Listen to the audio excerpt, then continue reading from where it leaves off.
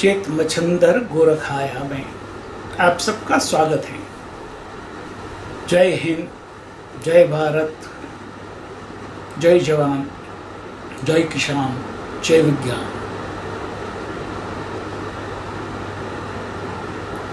चेत मच्छंदर गोरखाया में हम देश की और विश्व की राजकीय परिस्थिति के बारे में हम बात करते हैं। पूरा विश्व परिवर्तन की और आगे बढ़ रहा है। हमारा देश भी परिवर्तन की ओर आगे बढ़ रहा है। बहुत सारे परिवर्तन देश में हुए और देश की प्रजा उसको समझ रही है और स्वीकार भी कर रही है। मगर हमारे देश में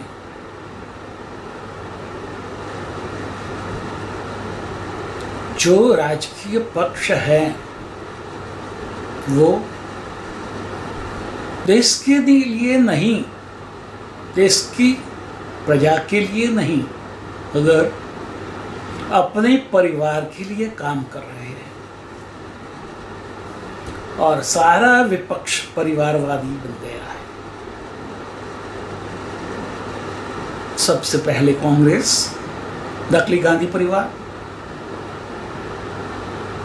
समाजवादी पार्टी, मुलायम सिंह यादव की परिवार की पार्टी, राष्ट्रीय जनता दल लालू यादव की पार्टी, एनसीपी शरद पवार की जागीर, शिवसेना उद्धव ठाकरे की जागीर, अकाली दल बादल की जागीर, तृणमूल कांग्रेस ममता की जागीर। आंध्र में देखो तो भी वही हाल है और तेलंगाना में भी वही हाल है। जहां देखो वहां परिवार ही परिवार है। और परिवार जब शासन में आता है तो वो अपने देश की संपत्ति को अपने घर में इकट्ठी करता है। देश का जो होना है वो हो। देश की प्रजा को वो अपने गुलाम बना के रखते हैं। कई बाहुबलियों को पालते हैं और प्रजा का शोषण करते हैं। देश की संपत्ति को लूटते हैं। पहले हम मुगलों के गुलाम थे, उसके पहले राजाओं के गुलाम थे, मुगलों के बाद अंग्रेजों के गुलाम बने, अंग्रेजों के बाद हम कांग्रेस के गुलाम रहे। और महात्मा गांधी के नाम पर एक भ्रम फैलाया गया और नेहरू परिवार को, जिसको भारतीय राजकारण का कोई अनुभव नहीं था, उसको बड़ा प्रधान बना दिया गया। और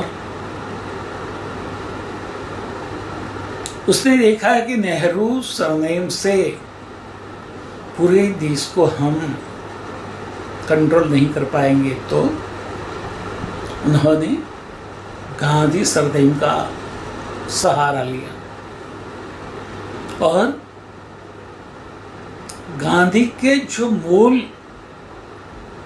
वंशज थे वो आज कहाँ हैं वो पता नहीं है, मगर एक हाशिए में चले गए और नकली गांधी परिवार गांधी जी के नाम पर झूठ फैलाकर लोगों को भ्रमित करके सत्ता से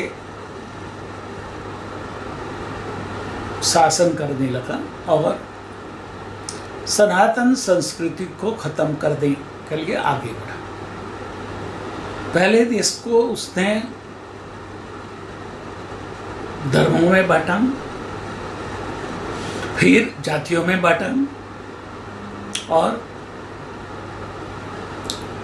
हमें एक दूसरों के साथ लड़ने के लिए खड़ा कर दिया और हम लड़ते रहे और वो लोग देश को लूटते रहे। हमें पता भी नहीं चला कि वो लोग हमें लूट रहे हैं। ये जो लोग हैं, सोनिया गांधी, शरद पवार, स्टालिन, जगनमोहन रेड्डी, के चंद्रशेखर राव, ममता बनर्जी, फारूक अब्दुल्ला, महबूबा मुफ्ती, फिर मुलायम सिंह यादव, लालू यादव, जैसे तो कई और हैं।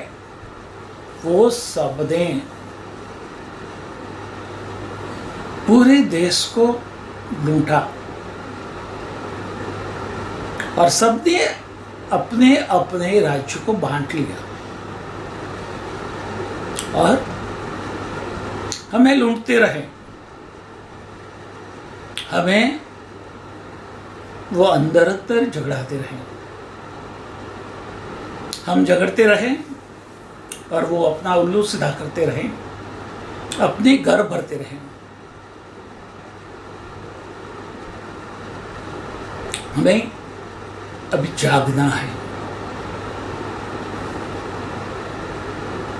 देखो, उनके पास जो पैसे हैं वो हमारे हक के पैसे हैं, वो हमें उनसे वापस लेने पड़ेंगे। जिसका देश से कोई नाता नहीं है, वैसे लोग अपने आप को देश प्रेमी बता रहे हैं, वो नकली देश प्रेम हैं। वो बोलते हैं हमें राष्ट्रवाद मत सिखाओ, मगर वो राष्ट्रवादी है ही नहीं। राष्ट्रवादी होते तो अपना घर नहीं भरते, देश की तिजोरी भरते। और आज जो परिवर्तन आया, नई सरकार आई, उस देश की तिजोरी भरी, तो कहते हैं महंगाई बढ़ा दी, बेरोजगारी बढ़ा दी।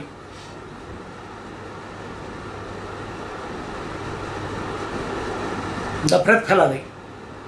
अरे भाई, ये सारा तो आपने ही किया था। आज हमारे देश में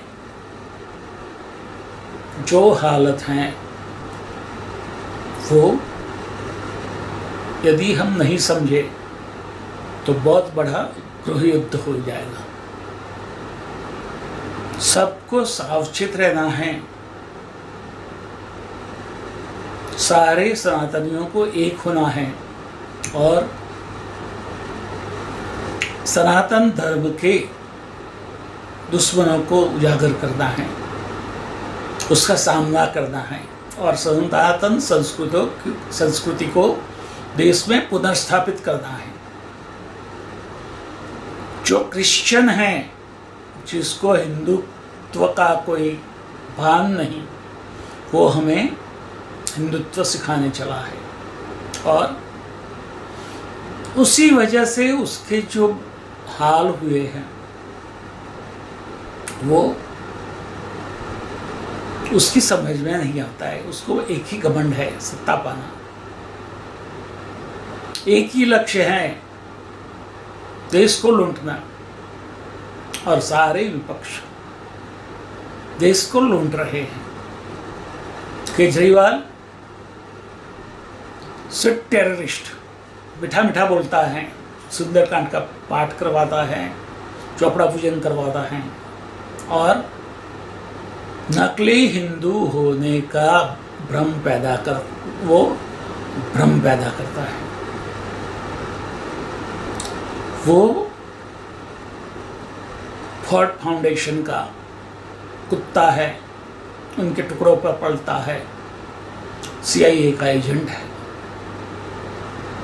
कई लोग KGB के एजेंट हैं, कई लोग कई देशों के एजेंट बन के वहाँ से पैसे ले रहे हैं और देश को आगे बढ़ते से रोक रहे हैं।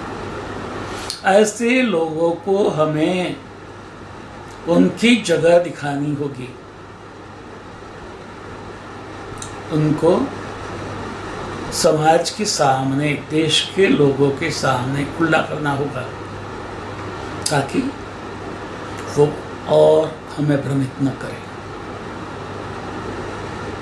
बाला साहब का आत्मा जहाँ भी होगा वहाँ बहुत ही परेशान होगा, दुखी होगा, मगर उद्धव ठाकरे की आंखें नहीं खुलती हैं। वो जिस तरह से देश हित के विरुद्ध में काम कर रहा है, वो देश को जानना चाहिए। आज तक कश्मीर के नाम पर हमारी जेब से जो पैसा निकाला गया वो कश्मीरी लोगों की सुख सुविधा के लिए, विकास के लिए एक पाए भी उसमें से खर्च किए बिना वहाँ की 3 फैमिलियों में बंट गया। 3 फैमिलियाँ मालदार हो गई और वो स्थापित हित बन गई। कश्मीर पूरा हिंदू था, कश्यप ऋषि का तपस्थली है वो, मगर हम भी हमारे इतिहास को याद नहीं रखते। वो भूमि पर एक भी मुस्लिम नहीं था, मगर मुगलों ने आक्रमण करके उनको कन्वर्ट किया। फारूक अब्दुल्ला के परिवार भी 2-3 पीढ़ी पहले सारे हिंदू थे, तो इसमें जितने भी मुस्लिम हैं वो सारे हिंदू थे, मगर धीरे धीरे उनको कट्टर करके हिंदुओं के सामने खड़ा रख दिया गया। वो भी हमारे भाई हैं, उनका भी विकास जरूरी है, उसको हमारे साथ लाना है, मगर वो आने को तैयार नहीं है तो हमें उससे सावचेत रहना है। आते हैं तो उनका सौभाग्य है, मगर वो हमारे साथ लड़ना चाहते हैं तो हमें उसका सामना करना पड़ेगा। हमें उस समय चाणक्य की बात याद करनी पड़ेगी, 60 प्रतिशठ्यम। उस समय गांधी जी नहीं चलेंगे, तो हमें अपने आप को जोड़ना है, पूरे हिंदुओं को एक करना है और पूरे हिंदुओं को जोड़कर वर्गविहीन और वर्णविहीन सनातन संस्कृति पुनर्स्थापित करना है। याद रखें, सनातन धर्म पूरा वर्णविहीन और वर्गविहीन था। हमें पुनः सनातन संस्कृति को वर्णविहीन और वर्गविहीन बनाना है। सब अपने आप आ गया है। राष्ट्रहित को देखें, अपनी संस्कृति को संभालें, बच्चों को अपनी संस्कृति सिखाए और पश्चिमी संस्कृति से हमारी सनातन संस्कृति के साथ बच्चों को जोड़े। विश्व की श्रेष्ठ संस्कृति है, धरोहर है। देश को प्रादेशिक पक्षों की चुंगाल से मुक्त करना है और पूरे देश में 2 या 3 पार्टियां, पूरी राष्ट्र कक्षा की राष्ट्रवादी पार्टियां हमें बनानी होगी। उसके लिए हमें आज के राजकारणियों को साइड में करके अपनी जिम्मेदारी निभाते हुए देश हित में आगे आना पड़ेगा। युवाओं, गर्व से कहो हम भारतीय हैं।